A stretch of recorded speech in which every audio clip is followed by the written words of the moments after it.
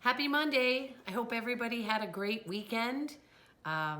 Here we are at the start of a new week, and as promised, Mrs. Sapie and I will continue to send some videos and links to some learning activities. I hope to get a little bit more organized with my technology, so Mom and Dad will be getting an email about that in the days ahead. But as promised, I have a new story for you today. It's called When Spring Comes. But I'm looking out my window and I see some wet snowflakes falling outside. But we know, meteorologists, after all that studying of weather this year, we know that weather can change just like that, even in the springtime. So let's get started with this new story. And at the end of the video, you can pause again and talk to Mom and Dad about the story. I've included some questions for them to ask you.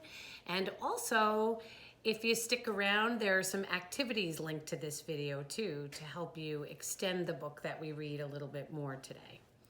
I hope everybody has a great Monday, and I'll see you tomorrow. When Spring Comes by Kevin Henkes, illustrated by Laura Dronzik. Before spring comes, the trees look like black sticks against the sky. But if you wait, spring will bring leaves and blossoms. If you wait, spring will make the leftover mounds of snow smaller and smaller and smaller until they're gone. Before spring comes, the grass is brown. But if you wait, spring will turn it green and add little flowers. If you wait, an egg will become a bird. A seed will start growing. Spring comes with sun, and it comes with rain. And more rain, and more rain. Do you like mud? Do you like puddles? I hope you like umbrellas. Before spring comes, the garden is just dirt and empty. But if you wait, spring will push green shoots through the dirt to fill up the garden. And spring will call out the pussy willows and new kittens too. Spring can come quickly or slowly.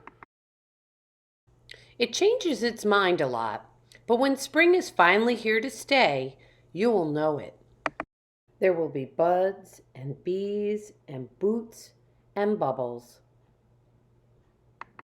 There will be worms and wings and wind and wheels. You will feel it. You will smell it. You will hear it. When spring is finally here to stay, you might think you're done waiting, but you're not. Now you have to wait for summer.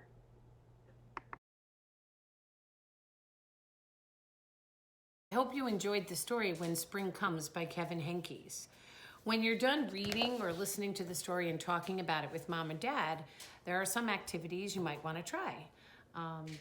This morning I took a piece of paper, and just like we do with our letter page, I divided the paper into 4 squares. And like in the story, they mentioned using our senses to discover the season we call spring. So I wrote 4 of the senses because it's really hard to taste spring. See, touch, hear, and smell. And in each box, under each heading, I drew a picture of something that I might see, something I might touch, something I might hear, or something I might smell in the season of spring. And then underneath, I added some words. You could write a sentence, or you could just label your pictures and get that writing in there. Also, I created an acrostic poem where I took the word spring and I wrote it vertically, going up and down the side of a paper, S-P-R-I-N-G. And then I thought of some words that go along with the season of spring, like what kinds of things do I see in the springtime, and that I could write that go with each letter in the word spring. So for example, under the S, I wrote sun, P, pussy willows, rain. You just have to think of things that remind you of spring. and write them next to each letter in your poem. Then I drew a simple picture to go along with each word.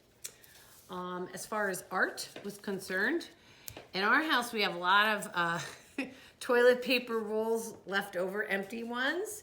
So I got a little fancy today. I took out a pair of scissors and I fringed the end of a toilet paper roll. And then I took out some of the paint that I had at my house and a paper plate, and I dipped the end of the toilet paper roll into the paint and then pressed it on a piece of paper. And when I lifted the toilet paper roll, it left flower designs, and then I added some leaves and some centers to the flowers too. So you have a springtime flower picture if you want to try that as well. I hope you get a chance to try one of these activities, and I'll see you tomorrow, friends.